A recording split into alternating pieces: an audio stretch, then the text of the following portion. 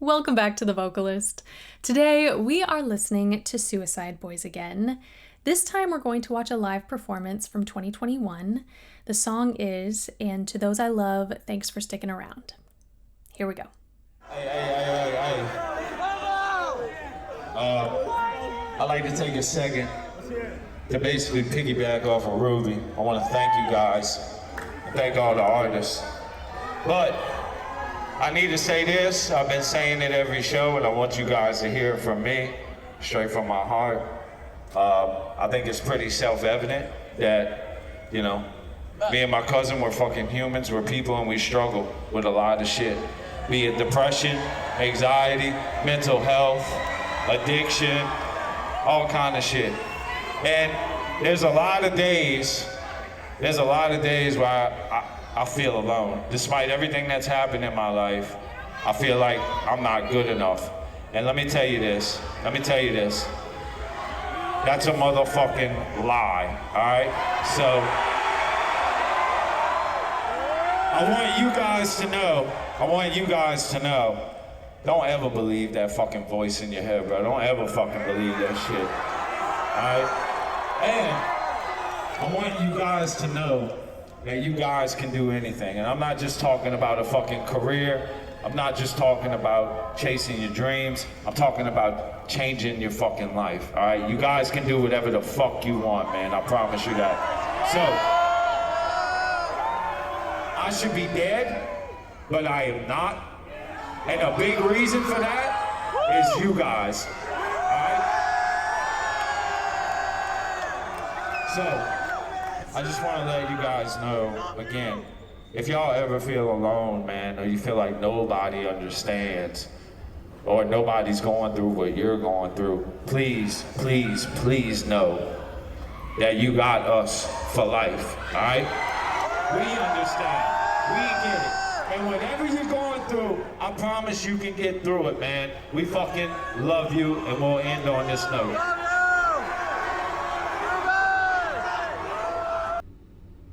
Okay.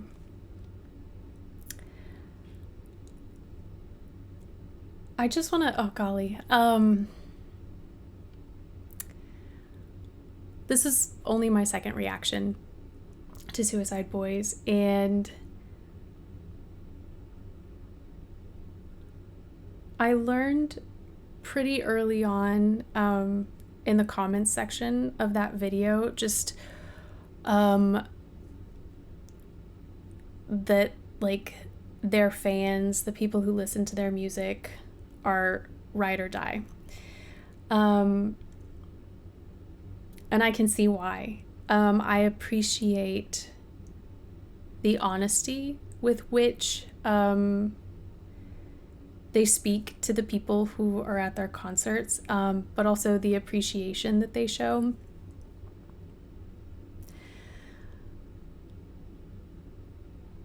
There are elements, oh golly, how do I say this? We as humans, I think, are drawn to whatever form of art, whether it's music or words like poetry, whether it's visual art, dance, we're drawn to these things because of what they do for us. And I don't mean that in a selfish way. It's just like they impact us. And so that like makes us either like or dislike, fill in the blank. I think there's kind of a secondary layer to that because, of course, when you encounter a piece of art in any form that speaks to you or does something for you, there's a layer in the artist that you also resonate with. And I think it's so beautiful to hear him speak like this, because I imagine they are honest in their music as well. And so that message of hope, that message of or maybe that feeling of being lost or being alone, can also be felt in their music, and people find their music because of these themes and because of these feelings and whatnot. And so when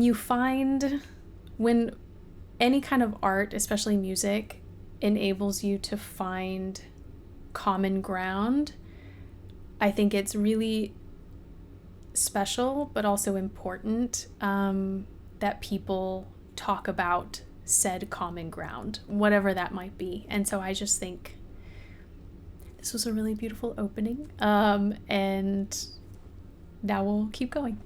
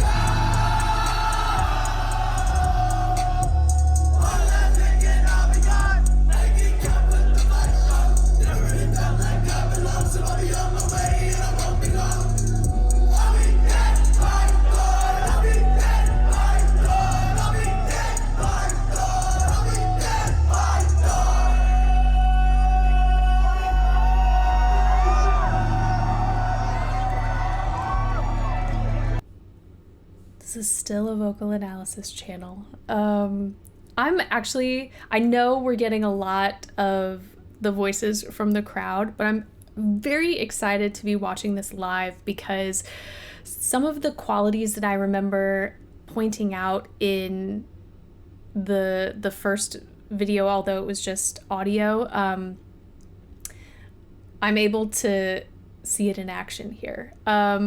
His approach to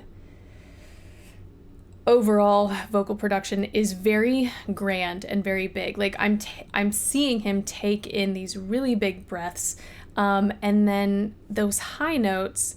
You can see a few moments where we see like a little bit of muscle movement in the face, that can kind of indicate or give away that, ooh, these are feeling kind of high. But because of that really beautiful breath that he's using to support these notes, he's giving more of like a healthy projected sort of shout in these melodic lines. So we're still getting a melody. It feels a little vague because of the shout, but at least from what I'm watching, it still feels and seems very healthy and very sustainable, which is important when you're doing a lot of live performances. Y'all help me sing this shit, please.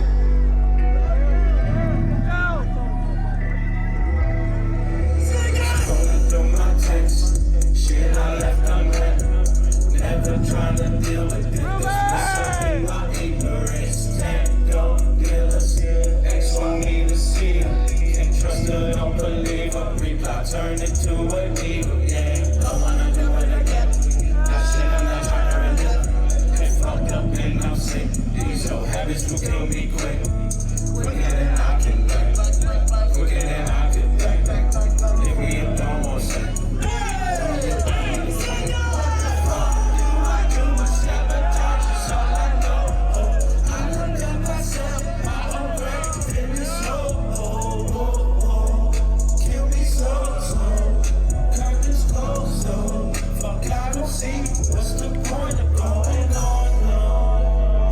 Okay, it's also, oh, we're so close to the end. I'm also enjoying hearing how they're speaking voices are translating into singing. So Scrim, I believe is his name, the gentleman on the left, when he was speaking, he had a really warm but pretty low. It wasn't like a bass low voice by any means, but there was this quality that made it feel very relaxed, and sit just a little lower, where, and anyone can do that in their own vocals. If I were to talk down here just a little bit more relaxed more often, like, it would come off as natural. But as you all are well aware, I'm a little bit more animated, so things sit a little higher when I'm speaking. But hearing him speak at the beginning of this, and now hearing him sing again, like, the melody is very like small in range, but that warmth in his voice just makes it feel very fluid. I'm gonna back it up a little bit because we don't have much left. Let me get even before that. I need to comment on that as well. Just that last section, we were getting a lot of glottal onsets, like ah, e, kind of anytime a word started with a vowel. And I think that's an interesting feature, if I recall, that I heard previously. I could be, it's been a hot minute since I first listened to them, but I think that's just a really interesting nuance, and a bit of a signature sound for them, because whilst his voice does give that smooth feel, those glottal onsets make certain passages feel more percussive. Don't believe a reply, turn it to an eagle, yeah. Don't wanna do it again. That shit I'm not trying to relive. Get fucked up and I'm sick. These old habits will kill me quick. Quicker than I can break. Quicker than I could break. Leave me alone, won't say.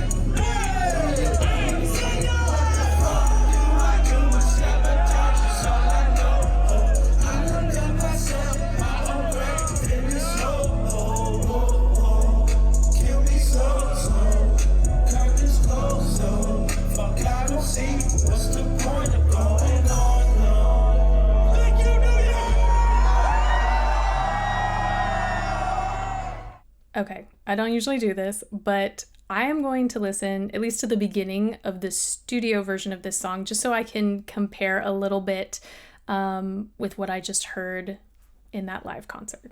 I can distinguish the melody a little bit better. I have a feeling most of that is just because I was hearing people sing around the recording we just watched. It's easier for me to appreciate his sustained singing here, again, because I'm able to focus on that, as opposed to hearing, multiple cutoffs around whoever was recording that last video. It's still, I love that sort of shouting approach, because it gives enough richness and depth to the sound without causing strain. And I think that's super smart. Hearing some more held notes, we get to appreciate that breath pressure a little bit more. I'm gonna fast forward really quick to see what Scrim sounds like. I like hearing his part in the studio recording, because when you have a lower voice, it can be challenging in a live environment to get everything to carry just right. And so if there's any sort of, if you're too close to the mic, things can get muffled. Of course, if there's a lot of sound going on around you in the audience and whatnot, things aren't as crisp. Overall, I think like the live performance was a really good representation of the studio version. The only added level would just be the amount of control and stamina someone has in a studio setting versus live. And they even said, like, this is our last song. So they were at the very end of the concert, and I don't know if they were feeling fatigue, but at the very least, you know, like it's going to be a different vocal quality, you know, singing your first song of the day versus your 20th song of the day, or however long the concert was. That applies to all singers in every genre. But yeah, I'm glad I got to see, I don't know, I felt like I got kind of an inside look, because you can only ascertain so much with an official music video or a lyric video or anything like that.